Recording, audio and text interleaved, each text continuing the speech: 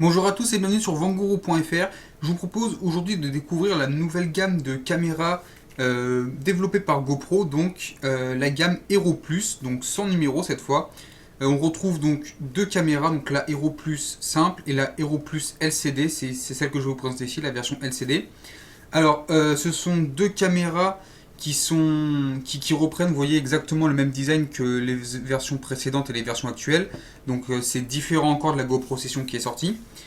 L'idée ici, c'est de proposer un produit différent de la Hero 3 et de la Hero 4, dans le sens où la Hero Plus en version classique, donc la version non LCD, donc c'est-à-dire pas celle-là mais la petite sœur de celle-ci, est disponible autour des 130 euros et est vraiment très très simple puisqu'elle fait de la 1080p à 30 fps et de la 720p à 60 fps. Donc c'est vraiment une caméra très simple, une GoPro vraiment entrée de gamme pour les plus petits budgets, ce qui peut être très intéressant. Et ici donc il y a la grande sœur qui elle, comparée à la Hero Plus normale, possède un écran LCD comme son nom l'indique, hein, donc Hero Plus LCD, et permet par contre ici de filmer à 60 fps la 1080p, ce qui est déjà beaucoup plus intéressant pour tout ce qui va être vidéo sportive et autres.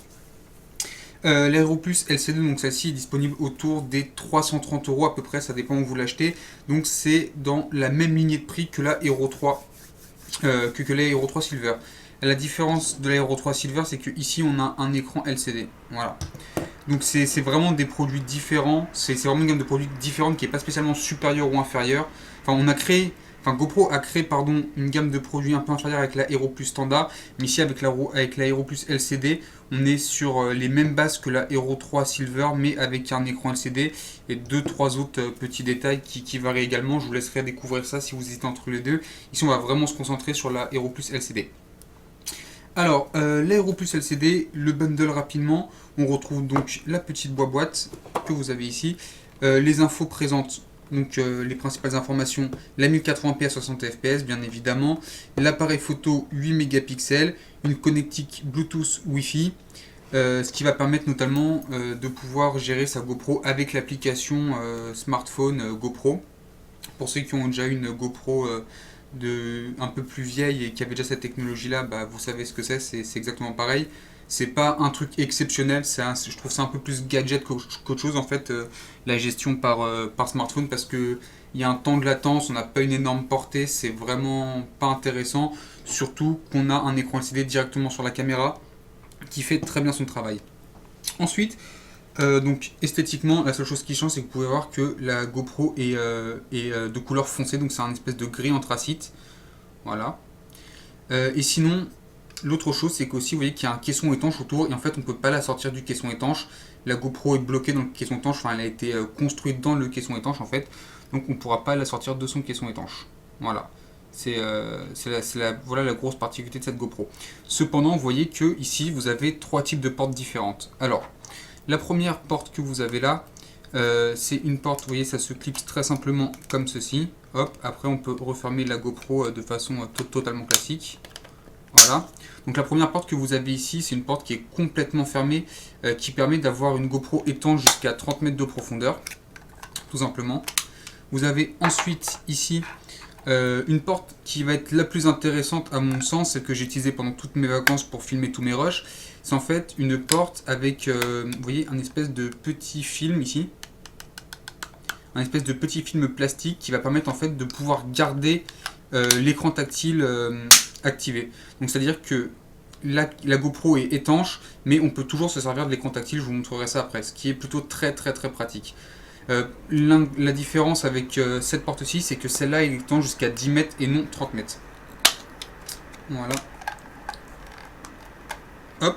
Et enfin, la dernière porte, elle est complètement ouverte en fait, et ça va nous permettre tout simplement de pouvoir protéger un minimum la GoPro, donc de protéger entre autres le port SD qui se trouve juste ici.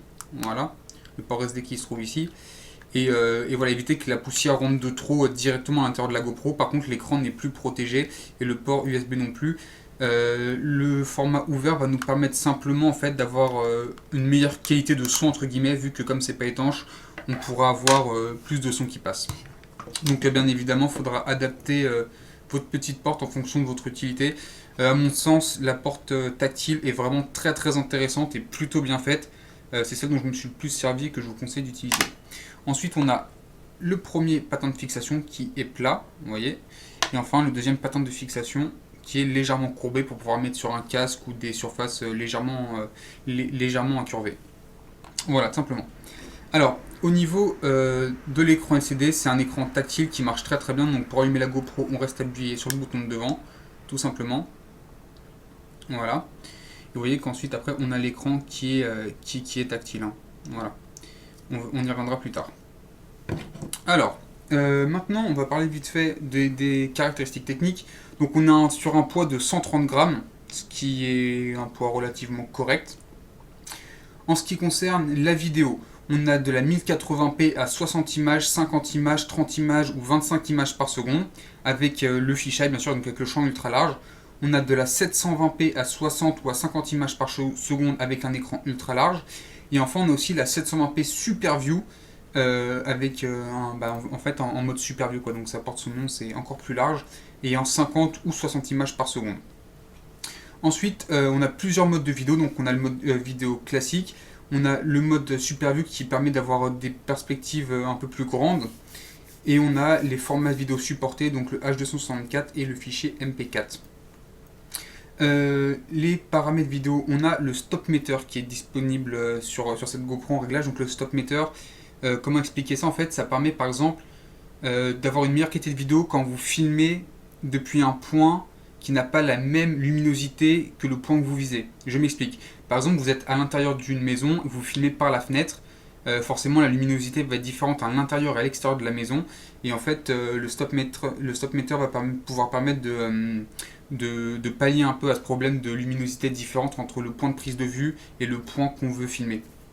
Voilà. Sinon, pour la photo, on a du 8 mégapixels avec un champ extra large. Donc ça prend des photos en 3264 par 2448. On a un mode rafale, un mode timelapse. Le timelapse va de 0,5 secondes à 1 minute. Donc on a 0,5 secondes, 1 seconde, 5 secondes, 10 secondes, 30 secondes, 1 minute. Tout simplement. Et puis voilà, c'est à peu près tout les grosses bases qu'on a ici. Alors, comme je vous ai indiqué, vous avez le bouton ici devant qui permet d'allumer la caméra et qui permet sur l'écran de devant, comme sur les anciennes GoPro, de switch entre les différents modes. On a ensuite un petit bouton sur le côté qui est très intéressant. En fait, quand vous filmez longtemps, par exemple, vous faites une vidéo de 10 minutes, s'il y a des moments dans la vidéo qui vous ont particulièrement interpellé, au moment où ça se passe, vous appuyez sur le bouton là et en fait, ça va mettre un espèce de marqueur sur la vidéo pour plus facilement retrouver ce moment-là. Voilà.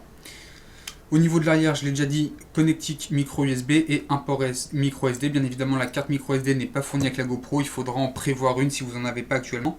Il faut prendre quand même une carte micro SD un petit peu solide, hein, donc vous embêtez pas, il faut au minimum de la catégorie 10, quoi. Il faut de la catégorie 10 jusqu'à 64 Go, donc pour une catégorie de 64 Go, Samsung en fait des très bonnes autour des 35 €. Avec en plus, moi je l'ai acheté avec ceci en fait, c'est quelque chose qui permet de. Vous mettez de ce côté-là les micro SD, de ce côté-là ça sort directement en USB, donc ça peut être très intéressant, c'est un petit accessoire qui peut aller très très bien avec, donc c'est Samsung qui fait ça. Après, petit défaut légèrement au passage de ça, c'est que ce n'est pas du USB 3.0, donc forcément ça risque de ralentir un tout petit peu. Voilà. Donc au niveau de l'écran en lui-même. Alors là ça va être assez compliqué à filmer. Hop. On va essayer de faire ça proprement. Vous voyez que ça fait vraiment un très très grand angle. Hein. Hop, ça s'est éteint. Voilà. Zoom. Hop. Donc vous avez votre scène ici. Moi c'est super dur à filmer, je suis désolé, mais ça va être un peu compliqué vu qu'en plus la surface en dessous est blanche. Voilà, je vais mettre ma main pour que ça fasse noir. Voilà, donc vous arrivez ici, en fait vous avez la zone que vous visez là, donc c'est vraiment en temps réel comme vous pouvez le voir rapidement, voilà, c'est vraiment du temps réel. L'écran est vraiment tout petit, donc c'est pas fait vraiment pour regarder votre vidéo, c'est vraiment quelque chose qui vous permet entre guillemets de viser, de calibrer votre scène, c'est vraiment intéressant de ce point de vue là. Et vous avez deux options, à gauche, à droite et à gauche, pardon. Donc à droite en fait ça vous permet de choisir votre mode, voilà, donc comme c'est blanc vous pouvez pas très bien voir, c'est un peu compliqué, je vais essayer de rapprocher peut-être. Hop, voilà, vous voyez un petit peu comme ça, voilà. Donc vous avez le mode vidéo, le mode photo, le mode burst, timelapse, le playback qui permet de voir ce que vous avez déjà enregistré, le settings et enfin le bouton exit pour revenir où vous étiez précédemment. Alors donc vous choisissez rapidement votre mode, donc nous on va prendre vidéo par exemple. Comme vous pouvez le voir, l'interface ça fait vraiment bizarre, ça fait vraiment interface d'appareil photo numérique du début des années 2000, c'est vraiment marrant. Vous avez l'indicateur pour la batterie en haut à droite, et ici le temps qui vous reste à filmer, tout ça, et enfin en bas le mode dans lequel vous êtes, donc là 1080p, 60 fps et wide. Ensuite vous avez dans réglages, et dans réglages en fait vous avez en premier résolution, voilà vous verrez mieux comme ça, donc résolution, donc là vous pouvez choisir 1080, 720 Super View ou 720 classique. Voilà, par exemple on prend 720 Super View, et en dessous vous pouvez choisir le nombre d'images par seconde tout simplement, donc ici on n'a que 60 en mode Super View de disponible. Sinon, hop, en mode 1080p, on avait, hop, vous voyez, on va dans frame par seconde, juste en dessous, et on a le 30 fps de disponible, par exemple, si on veut des fichiers un peu moins lourds et que là, 60 fps n'est pas obligatoire dans ce qu'on veut faire. Voilà, donc c'est vraiment une interface très minimaliste, très simple. Vous pouvez également en mode playback regarder les vidéos, les photos que vous avez déjà enregistrées. Donc là, ce sont mes petites vacances. Et quand vous les regardez, vous pouvez même un peu les gérer, par exemple les supprimer, les supprimer, vous pouvez même les couper. J'ai été assez impressionné, on peut faire du mini montage vidéo. C'est plutôt intéressant.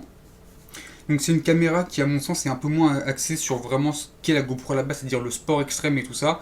Vu qu'on a un écran, ça peut être intéressant pour le truc qui est à la mode en ce moment, de faire des vlogs avec des GoPro, des choses comme ça, de filmer des salons. Vu qu'on a un écran, c'est peut-être beaucoup plus confortable pour faire ce genre de choses.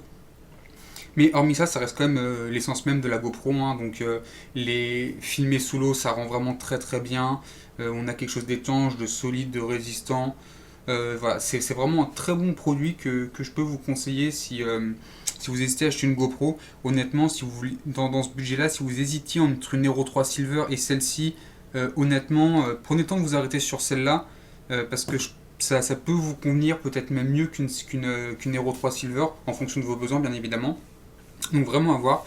A noter que cet été, j'avais eu rapidement une Hero 3 Silver dans les mains, donc j'ai pu comparer un petit peu. La chose qui m'a le plus marqué, c'est que celle-ci, malgré l'écran LCD, tient beaucoup mieux au niveau de la batterie que la Silver 3, que la Hero 3 Silver. Donc je sais pas par quelle sorcellerie c'est possible, mais en tout cas, la batterie de celle-ci tient beaucoup mieux. Honnêtement, en 2 semaines de vacances, je l'ai rechargée qu'une seule fois et encore, je sais pas comment c'est possible que ça tienne aussi longtemps la batterie, c'est peut-être le fait qu'elle soit toute neuve, mais en tout cas, moi de ce que j'ai pu tester, la batterie tient vraiment super bien.